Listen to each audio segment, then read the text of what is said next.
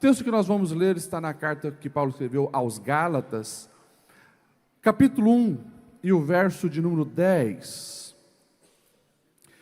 Gálatas, capítulo 1 e o versículo 10. Enquanto você acha, nós lembramos aqueles irmãos que então desejam ser recebidos como membros da ADBlu, fazer parte da família ADBlu. Você está vindo de uma outra cidade, você já é batizado lá. Traga então para nós, entregue a mim, pastor Aguiar, pastor Nilton, pastor Alexandre, a sua carta de recomendação, e na secretaria lá atrás hoje, já pegue a ficha de e-mail para você preencher. Então nós, domingo que vem, os receberemos com muita alegria aqui. Amém? Eu conto 3 e nós vamos ler juntos Gálatas 1 e 10. 1, 2, 3. Acaso busco eu agora a aprovação dos homens ou de Deus? Ou procuro agradar a homens? Se eu ainda procurasse agradar a homens, não seria servo de Cristo. Amém. Hoje eu quero falar com essa reflexão sobre esse tema, coragem para viver a vida em Deus. Eu quero iniciar com uma pergunta ao seu coração. Você está sendo quem Deus te criou para ser? Você está sendo quem Deus te criou para ser? Porque nesse mundo corrompido, é preciso você ter coragem para ser quem Deus quer que você seja. Quem sabe essa semana é uma boa semana para você refletir sobre isso. Se você está sendo quem Deus te criou para ser.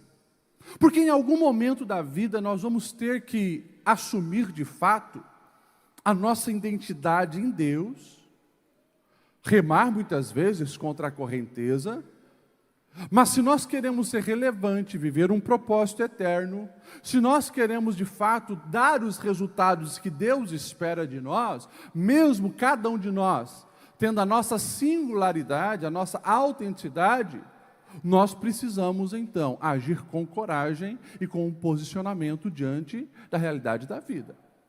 Quando você vai ver lá em Apocalipse, João, ele é inspirado por Deus e ele entrega recado às cartas, às igrejas, ele manda cartas para as igrejas.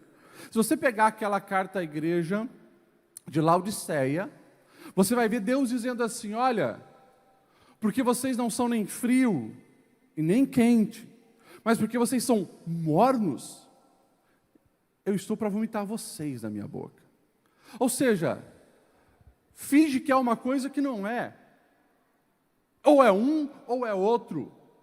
Deixa eu falar uma coisa bem sincera e clara, objetiva para você, que é ovelha desse rebanho que eu também pastoreio e ama a sua vida. Essa tentativa, muitas vezes, de você querer viver uma vida aparentemente perfeita, que é a onda desse mundo, a onda das redes sociais, a onda dos filtros, a onda das máscaras, a onda de você aparentar. Cuidado com isso. Porque o nosso Deus, Ele sonda corações e Ele conhece quem você é. E Ele te chama para você olhar inclusive para suas falhas, seus erros, colocar os pés da cruz, porque Ele deseja te transformar em algo que realmente Ele projetou para que você venha a ser. Glória a Deus por isso, você me entende? Amém? Glória a Deus.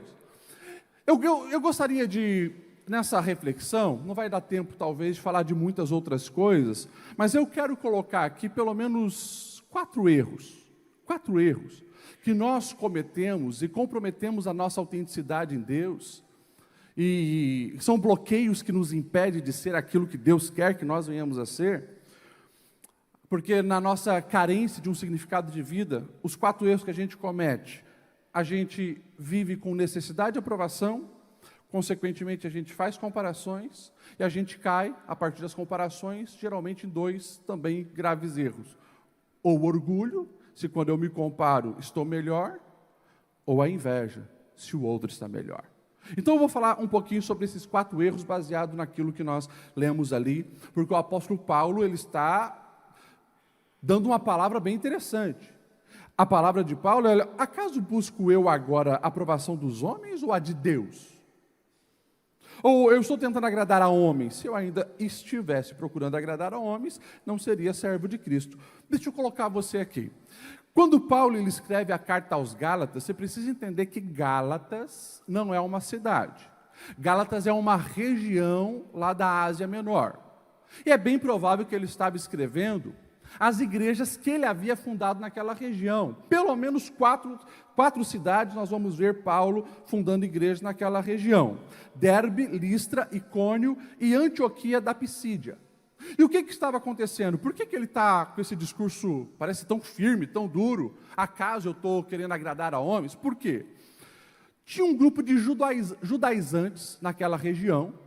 Os judaizantes, eles estavam procurando esses cristãos agora e dizendo: olha, tudo bem, vocês estão servindo a Cristo, mas lembra das regras da religião judaica.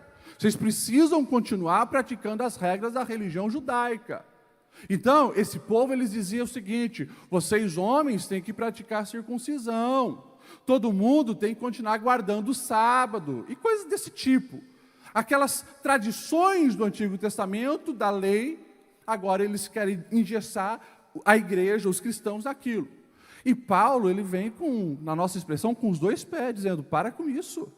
E daí, então, o povo começa a querer desmoralizar Paulo, dizendo: o Paulo, ele não está colocando as regras firmes para vocês, porque ele está querendo agradar a homens. Daí Paulo, então, ele começa agora a explicar o porquê dessas suas palavras. Mas presta atenção naquilo que Paulo vai dizer. Olha só, nesse versículo que nós lemos: acaso busco eu agora? Opa, será que no outro tempo Paulo, ele queria, ou tinha essa necessidade de aprovação das outras pessoas? Depois ele vai dizer assim: se eu ainda estivesse procurando agradar a homens. Por que Paulo está falando assim? Porque de fato teve um tempo que o grande apóstolo Paulo, ele sim, vivia querendo agradar pessoas. E como todos nós, temos essa necessidade de aprovação das outras pessoas. No caso do apóstolo Paulo, se você pegar alguns textos, é bem interessante, você vai ver, ele tinha uma fama de ser discípulo e um possível sucessor de Gamaliel, ou seja, tinha uma expectativa sobre ele nesse sentido. Então ele vivia tentando agradar as pessoas como esse grande mestre fariseu. Ele mesmo se dizia fariseu de fariseu. Nós vamos ver ele lá em Atos 9, querendo agradar o sumo sacerdote, porque o sumo sacerdote estava odiando a igreja. Imagine, caçou Jesus, matou Jesus, estava junto ali, autorizando que Jesus fosse morto. Depois Jesus ressuscita, os discípulos estão agora pregando boas novas na consciência ou no entendimento daqueles sacerdotes. Aquele povo está perturbando a paz de Jerusalém, porque se você pegar já Atos 3, Atos 4, você vai ver o paralítico da Porta Formosa se levanta, o povo de Deus já está pregando lá no templo, os sacerdotes estão indignados. Então os sacerdotes, eles querem sim que surja uma perseguição contra a igreja. E Paulo, buscando a aprovação do sumo sacerdote, Atos 9 vai dizer que ele vai lá, pega cartas contra a igreja, uma autorização, para que ele pudesse rodar os lugares, especificamente, ir até Damasco para perseguir a igreja. Ou seja, um Paulo que de fato ele buscava a aprovação dos homens. Agora, quando Paulo tem um encontro com Cristo, o Senhor se revela a ele, tudo muda. Antes as perguntas que Paulo fazia é: o que vão pensar de mim? Estou sendo reconhecido? Estou agindo melhor que os meus irmãos que também são fariseus? Porém, depois que a graça entrou na vida do apóstolo Paulo, a única pergunta que ele faz é: Cristo está sendo glorificado na minha vida? É isso. E esse precisa ser o nosso posicionamento também. Nós precisamos todos os dias amadurecer na nossa fé e sair dessa maratona, como dizem, o labirinto dos ratos. Ou seja, uma vida medíocre, uma vida onde você coloca a opinião dos outros acima da opinião de Deus e vive agindo e reagindo, falando, se vestindo, se comportando, pensando na aprovação dos outros. E eu vou, de uma maneira bem objetiva, dizer que isso é um suicídio às suas emoções. Claro que um suicídio gradual. Sabe por quê? Porque se você deseja viver uma vida baseada na aprovação das pessoas, na nossa linguagem você está lascado. Porque o achismo das outras pessoas e as outras pessoas também são inconstantes. Aqueles que hoje te aplaudem, amanhã te apedrejam. Aqueles que hoje acham que você deve vestir azul, amanhã estão dizendo que você deve vestir vermelho, e assim por diante. É por isso que todos os dias a nossa oração e o nosso coração precisa estar rendido ao senhorio de Cristo. É Ele quem deve nos aprovar, Ele é quem sabe qual é o melhor para nós. Vocês me entendem, amém? Glória a Deus. Quando nós vamos para a palavra, tem alguns exemplos que nós podemos usar. Eu gosto lá de Lucas 7, quando Jesus é convidado para a casa de um fariseu, e aquele fariseu, ele não cumpre o protocolo básico quando você recebe um convidado. Beijá-lo, perfumá-lo, lavar os pés, é o básico. Aquele homem não faz. E de repente chega uma mulher que era conhecida como uma mulher pecadora, provavelmente uma prostituta, não sabemos, provavelmente, mas ela chega e ela vai, e ela chora aos pés de Jesus, ela perfuma os pés de Jesus, ela beija os pés de Jesus, ela enxuga com os cabelos, e o fariseu está lá, na sua mente murmurando, se Jesus de fato soubesse quem é essa mulher, é uma prova que ele nem profeta é. E daí Jesus começa um confronto àquele homem, e exaltando a atitude daquela mulher. Mas quando a gente para ver, aquela mulher, ela não está preocupada com o achismo das outras pessoas, ela sabia que os olhares estariam sobre ela julgando, caluniando, rebaixando-a. Ela tem um objetivo: agradar aquele que lhe perdoou e restaurou a sua vida. Eu pergunto para você, como você tem vivido os seus dias?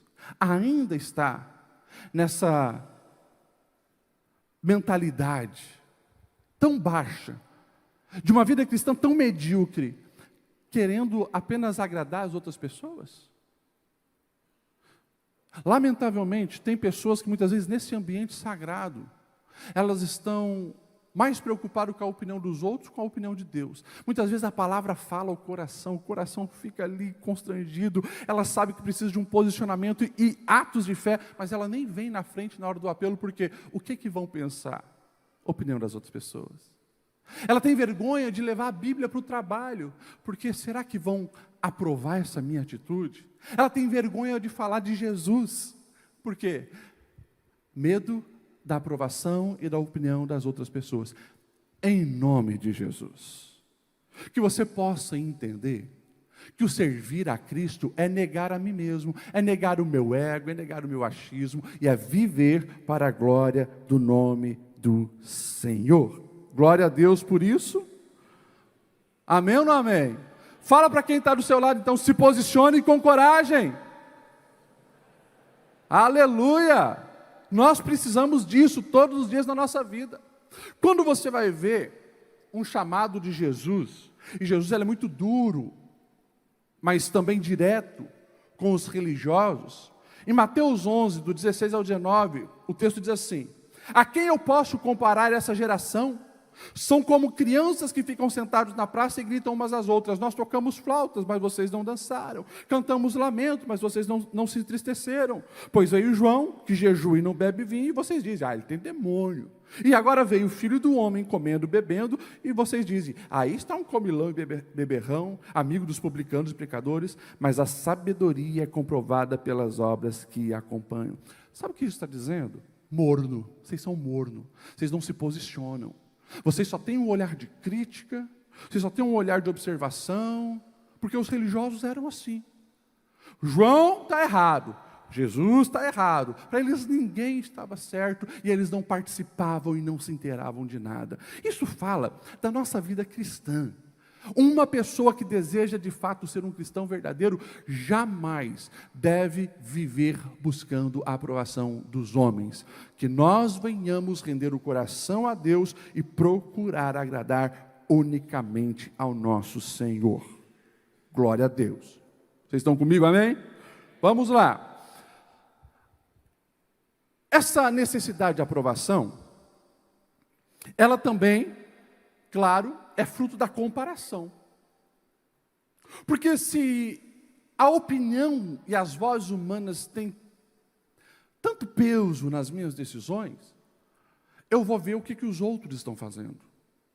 Eu começo a me comparar. Eu já falei centenas de vezes desse púlpito, que isso aqui, que é uma grande ferramenta do nosso tempo, pode ser um vilão emocional, um vilão familiar, um vilão espiritual, pelas comparações que a gente faz. E, lamentavelmente, você inclusive se compara com algo que nem é verdadeiro, porque na internet, nas redes sociais, todo mundo sorrindo, todo mundo cheiroso, todo mundo maravilhoso, todo casamento é perfeito, é uma maravilha só. E você está ali, se comparando. E isso pode ser, de fato, um grande problema. Paulo escrevendo, se você ler um pouco depois, mais para frente, o verso 14 e 15, ele vai dizer assim, olha, no judaísmo, eu superava a maioria dos judeus da minha idade, e era extremamente zeloso das tradições dos meus antepassados. Paulo está reconhecendo que ele fazia comparação. Porque ele está dizendo, olha, eu olhava para os outros ali da minha idade, eu era o melhor fariseu. Daí ele continua dizendo, mas Deus me separou desde o ventre materno e me chamou por sua graça. Toda vez que você fica se comparando com as outras pessoas, isso começa muitas vezes dentro da própria casa. Lamentavelmente, às vezes um pai ou uma mãe que não está com o coração alinhado com os céus, vai colocar os filhos em comparação constante. Teu irmão não faz isso, tua irmã não faz isso.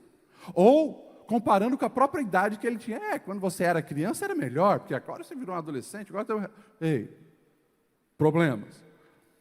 As comparações, elas são terríveis por quê? Porque se eu estou comparando com um irmão ou com uma outra pessoa, eu estou, inclusive, comprometendo a criatividade de Deus na minha singularidade. E você precisa entender que a sua digital sendo diferente, o teu DNA sendo diferente, a tua íris sendo diferente, isso é apenas uma pequena evidência de que cada um de nós somos singulares para Deus. Ninguém tem a tua história, ninguém passou por onde você passou, ninguém pensa como você pensa, e por mais que você pode pegar irmãos gêmeos, que aparentemente parecem iguais, você vai ver que é totalmente diferente o jeito deles pensar, deles agir, deles reagirem, e assim por diante.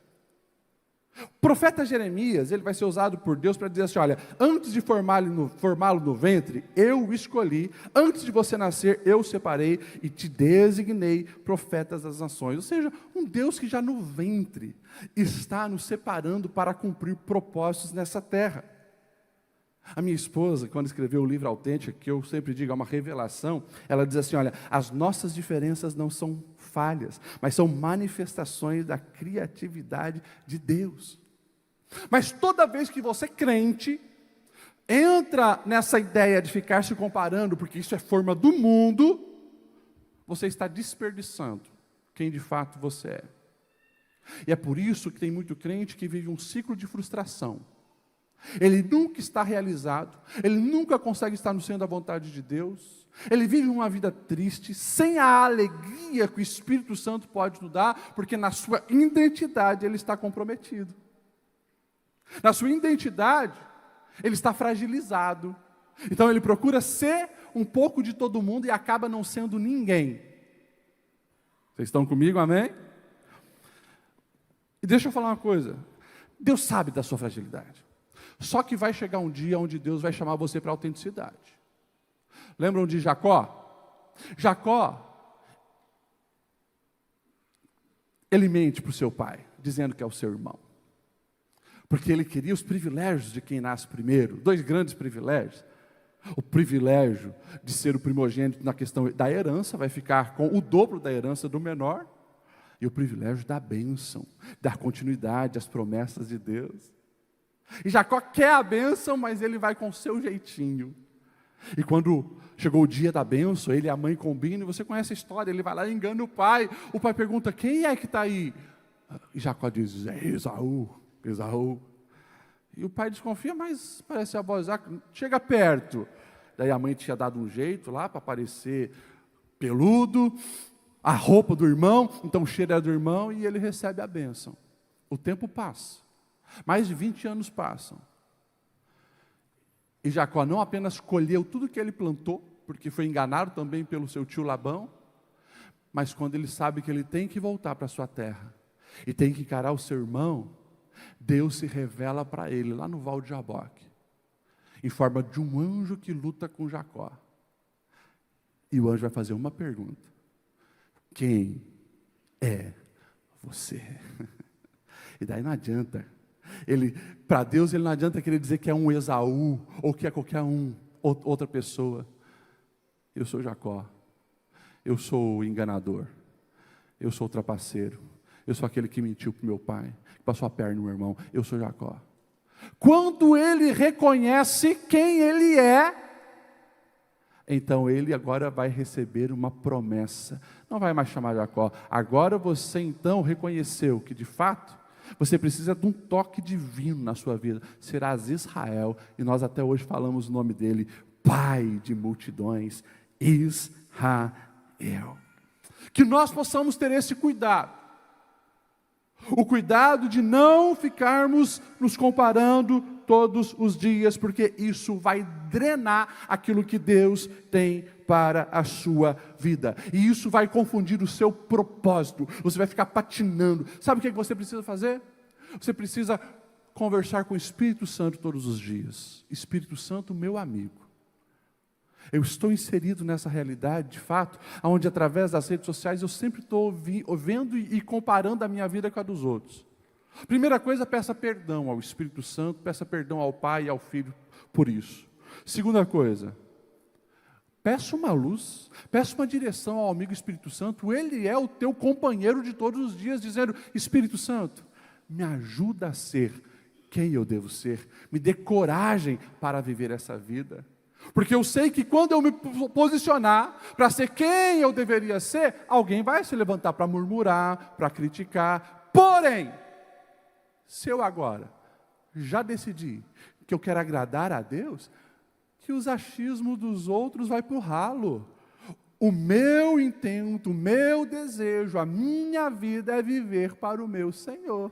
E daí você não precisa viver essa vida de comparação que vai drenar o seu propósito e muitas vezes pode inclusive gerar disputa e outras coisas piores.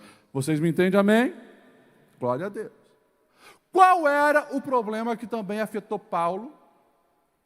Porque ao procurar a aprovação dos outros e fazer comparação, como eu disse, Paulo é aquele que se enche de orgulho.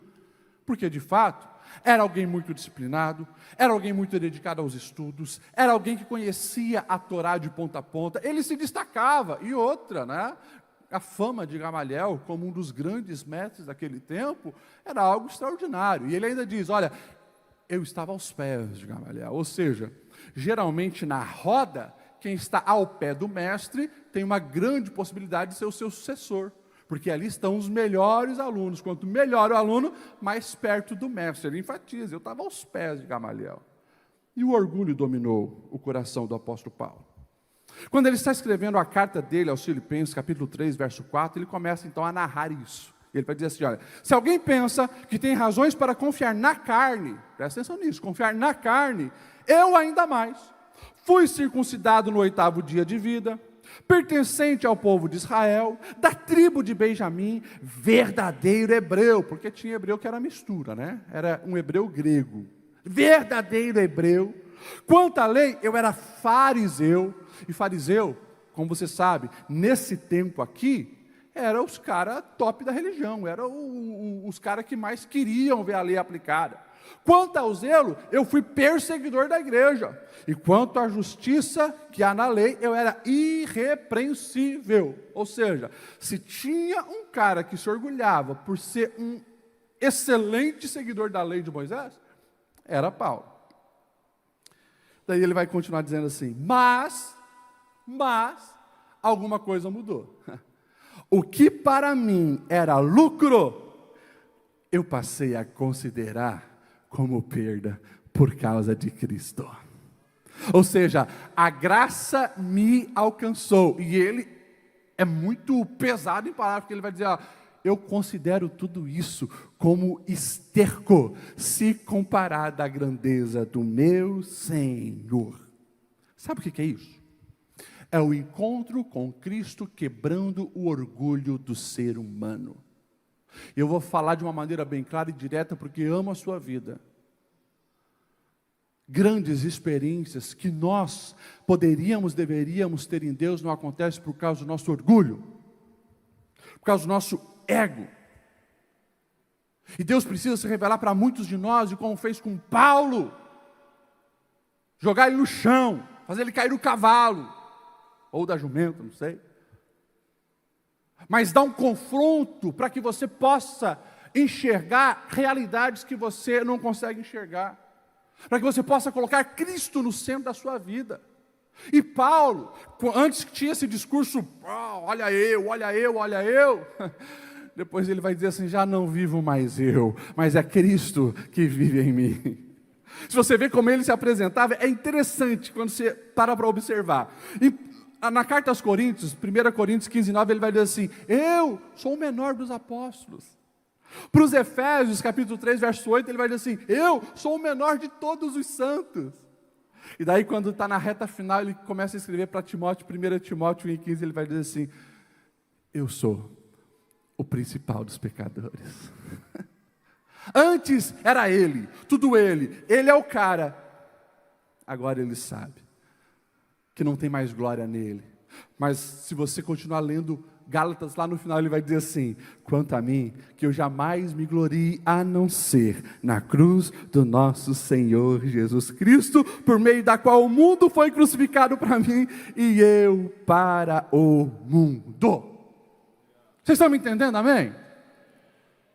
Ou seja, quanto mais eu me aproximo de Deus, mais eu consigo enxergar a minha pequenez e a minha dependência dEle, porque eu só sou alguma coisa nele.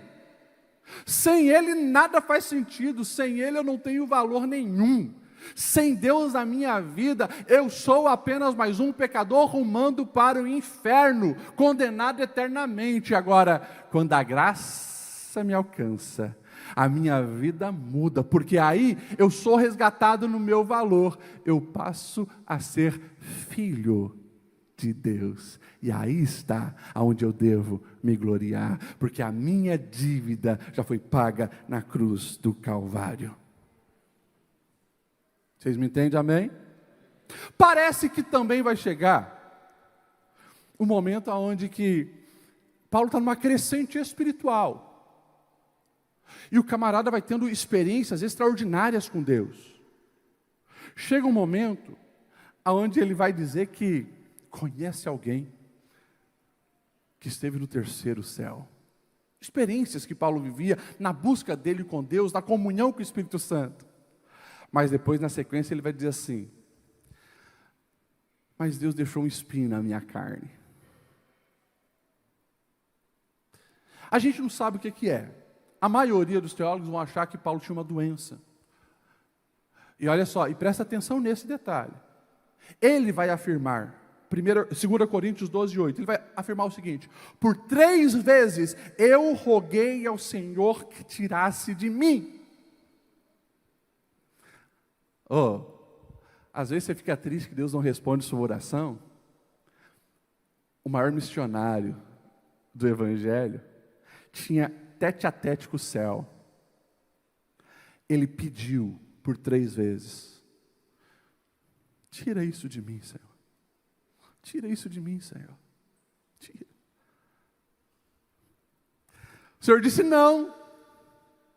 A sequência diz assim, e o Senhor me disse, a minha graça é suficiente a você, pois o meu poder se aperfeiçoa na fraqueza. Portanto, eu me gloriarei ainda mais, me alegrarei ainda mais nas minhas fraquezas, para que o poder de Cristo repouse em mim.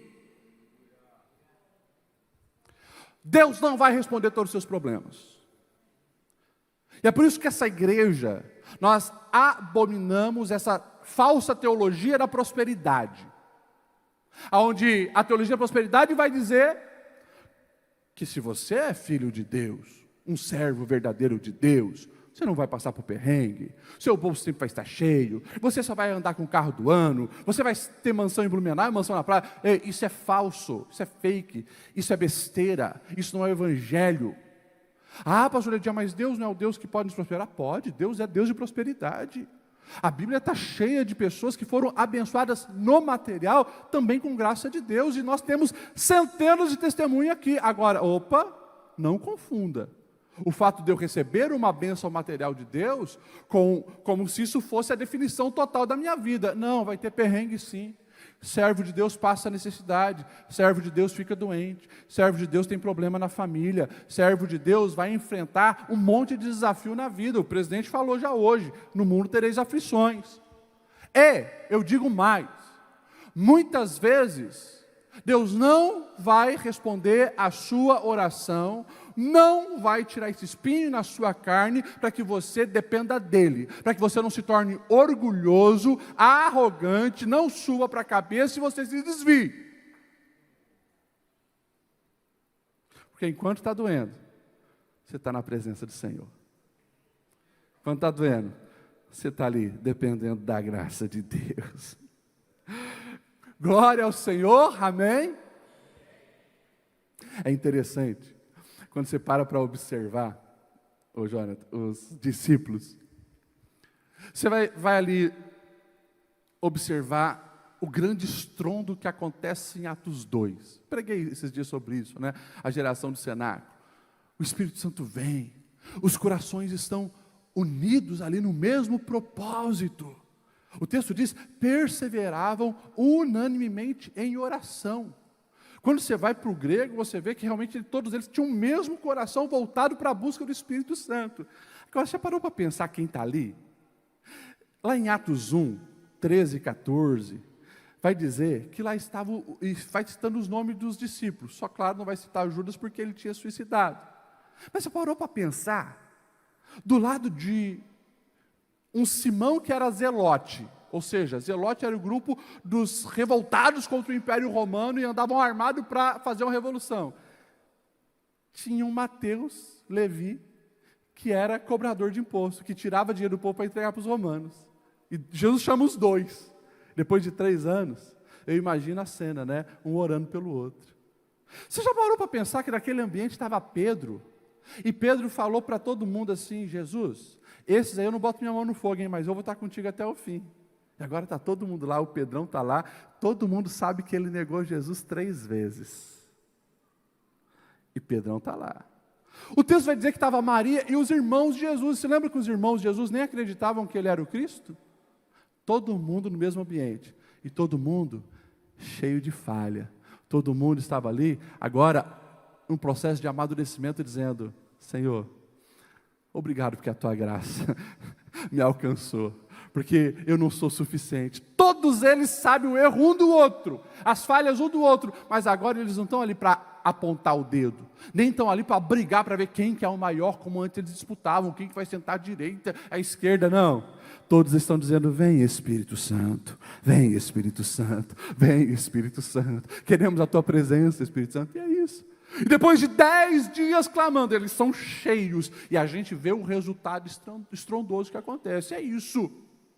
Deus quer quebrar o teu orgulho, o meu orgulho, o nosso orgulho, para que nós venhamos nos humilhar na presença dEle, para também sermos exaltados por Ele e cumprir os propósitos que Ele tem para a nossa vida. Glória a Deus por isso. Amém. A pastora Júlia, no livro dela Autêntica, ela conta uma experiência que ela teve. Um dia que ela foi pregar e ela não se saiu bem. E ela conta que ela chegou para mim, né? Dizendo, eu não vou mais pregar, porque isso não é para mim. E daí eu já tinha passado algumas vezes por isso. Quantas vezes eu preguei e me senti frustrado. E daí o que eu falei para ela é, amor, isso é permissão de Deus também, para o nosso orgulho morrer. Porque nós precisamos amar mais a palavra do que a nossa performance. É isso. Às vezes, quem está com o microfone na mão, corre esse risco de ficar orgulhoso, de achar que sabe alguma coisa. Na verdade, todos nós somos miseráveis e precisamos dele. Porém, é a realidade do mundo hoje. O orgulho, né, com a imagem. E por isso as pessoas estão vivendo essa performance que não leva a lugar nenhum. Tiago 4,6 já vai dizer, Deus se opõe aos orgulhosos, mas Ele concede graça aos humildes. Por favor, vença o teu orgulho. Vença esse orgulho que é manter você na aparência da perfeição, e nenhum de nós somos perfeitos. Seja autêntico, verdadeiro diante de Deus, abra o seu coração. Quando você reconhecer as suas falhas, os seus pecados, as suas miserabilidades, o Senhor começa a te aperfeiçoar. E é nesse processo de aperfeiçoamento que Deus começa a te usar. Deixa eu falar uma coisa para você. É lamentável que tem pessoas que não estão servindo ao reino de Deus, mesmo dizendo que são servos do Senhor. Nenhum de nós aqui fomos chamados apenas para sermos consumidores do Evangelho. Nós somos chamados para viver o Evangelho. E o viver o Evangelho é ser sal e luz aonde eu estou. Ou seja, tem uma necessidade, eu e você precisamos dizer, Senhor, eis-me aqui. Vocês estão me entendendo, amém? Ou seja, presta atenção no que eu vou te dizer agora, presta muita atenção. Quando chega uma notícia para você, dizendo, olha, aquela família está se separando, você precisa dizer, opa, essa informação chegou a mim, eu preciso fazer alguma coisa. Comece orando. Se você puder dar alguma palavra, porque tem acesso àquelas pessoas, faça. Se não, pelo menos encaminhe a gente com o pastor, e a gente pode ajudar a fazer alguma coisa. Mas a gente precisa se unir para fazer alguma coisa. Quando alguém cai endemoniado lá no seu trabalho, você não precisa estar ligando para pastor. Pastor, corre aqui no meu trabalho, porque tem uma pessoa endemoniada aqui.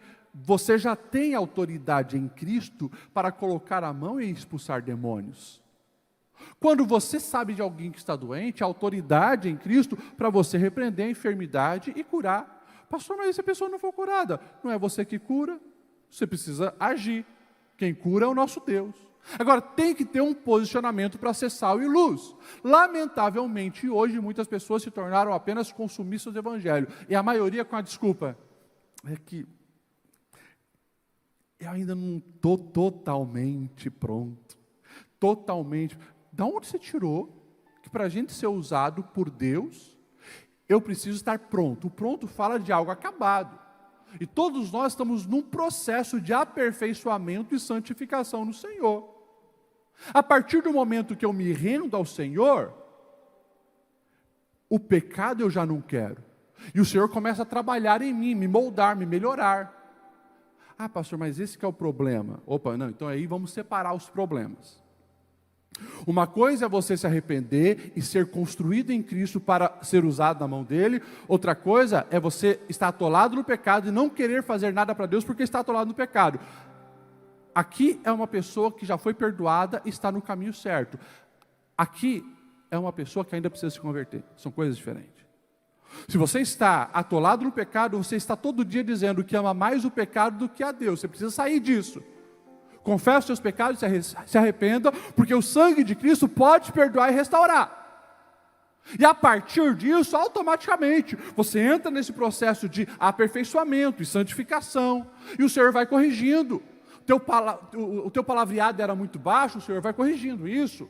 A tua mente era muito lasciva, o Senhor vai corrigindo isso, porque todo dia você está levando a sério ali o seu devocional, você está lendo a Bíblia, você está conversando com o Espírito Santo, você está orando, você está dirigindo no carro, antes você só ficava ouvindo imoralidade, agora você está ouvindo louvor, você está ouvindo uma pregação, opa! O Espírito Santo está agindo e consequentemente já vai aparecer oportunidades para você servir nesse reino, porque nesse reino ninguém deve estar de braços cruzados. Vocês estão me entendendo? Então, por favor, para com esse negócio de achar que, não, vai chegar um dia onde eu vou estar perfeitamente pronto. Não vai. A não ser quando for o arrebatamento. Daí todos nós teremos novos corpos, todos nós teremos a renovação plena, assim como Cristo é, nós seremos plenamente, é outro nível. Enquanto eu e você estivermos nessa terra, somos igreja militante. A gente tropeça, a gente erra, a gente muitas vezes se fere, se entristece, é uma palavra aqui, é uma ira ali, Senhor me perdoa, me ajuda, mas a gente vai produzindo resultados para esse reino. Então, por favor, sinta-se responsável pelos problemas dessa cidade, é teu também. Sinta-se responsável pelos problemas dessa igreja, é seu também. E o Senhor te chama para você arregaçar as mangas e fazer algo. Pega esse teu ego, pega esse teu orgulho e coloca na cruz de Cristo, para você ser de fato uma nova pessoa. Amém ou não amém? Pastor Eliadiel, de onde você tirou isso? Da Bíblia. Um Pedro, que estava jogando veneno ali no coração dos companheiros dele, e se achando, eu não vou te abandonar, eu vou contigo até a morte, inclusive ele contraria Jesus, porque Jesus diz, Pedro, antes que o galo cante 3 vezes me negará, eu não, ou seja, Jesus está errado, mas ele não, esse é o Pedro. 50 dias depois, porque Pentateuco é 50 dias após a Páscoa, e Jesus morreu na Páscoa. 50 dias depois, Pedro está de pé, sendo usado por Deus, pregando, depois de ter uma experiência extraordinária com o Espírito Santo, e quase 3.000 vidas se rendem a Cristo naquele dia. 50 dias. Hoje você pode estar aqui ouvindo essa pregação e dizendo, pastor Eliadiel, eu estou um caco, porque eu também neguei Jesus. Eu neguei Jesus no meu comportamento, eu neguei Jesus na minha fala, eu neguei Jesus na maneira que eu estou lidando com o meu dinheiro, eu neguei Jesus na minha empresa, eu neguei Jesus. E o Senhor está dizendo, eu já sabia, mas se você se render, buscar a minha presença, valorizar a oração, desejar o Espírito Santo, eu te ergo e te uso poderosamente nas minhas mãos. É o que o Senhor faz. Que eu e você possamos nos posicionar dessa maneira e não cair no pecado do orgulho. Não tem tempo para falar da inveja, o tempo passou. Mas a inveja é quando eu me entristeço com as bênçãos da outra pessoa, e daí é outro problema também. Mas o Senhor nos chama para isso, para nós termos coragem e ser de fato quem Deus quer que nós venhamos ser. Vamos se colocar em pé.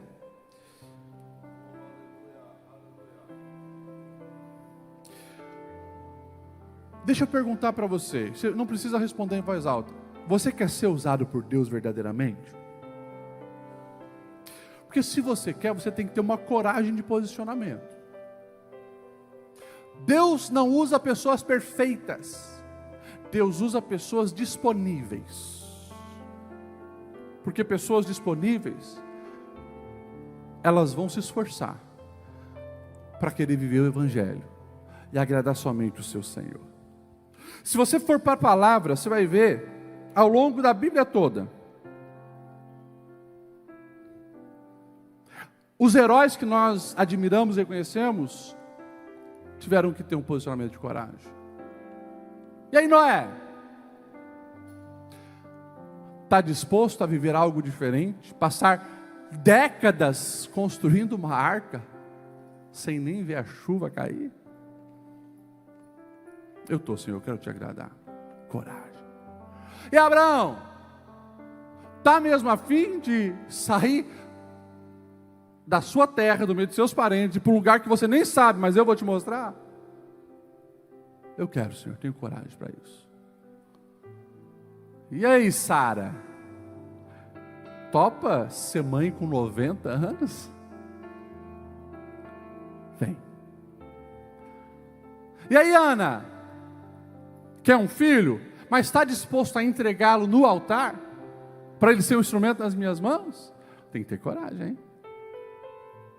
Eu quero, Senhor. E aí, Maria? Aceita o desafio de ser mãe do Messias?